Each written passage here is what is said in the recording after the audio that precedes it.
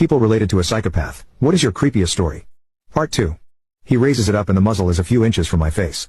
I reached up, I grabbed the muzzle and I pushed as hard as I could, sending the butt into the little kid's face.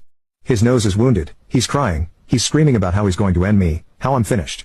So now everyone is awake. Lights are flipped on and I see that it's a toy rifle made to look like an AR-15.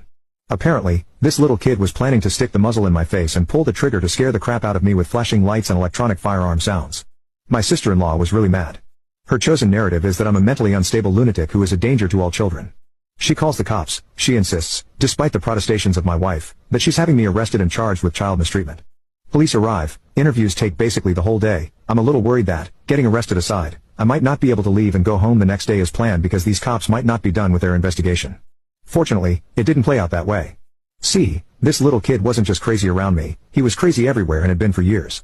The police had a file on him because the school was required to call the police every time he threatened to bring a firearm to school, which was often. I laid out my version of events much like I did here. I didn't see him and have a flashback thinking he was an insurgent. I saw him, I knew what he is going through his head, and I wanted to try to prevent him from ending my family. They did let me go home on schedule, and a week later the detective called me to let me know there would be no charges. He also told me that his interview with my nephew was chilling and he hopes that my sister-in-law pulls her head out of the sand and gets the kid some help. I told him she won't ever, and when he's 30 years old and on trial she'll be crying and saying he's just a boy. Hopefully he doesn't hurt anyone.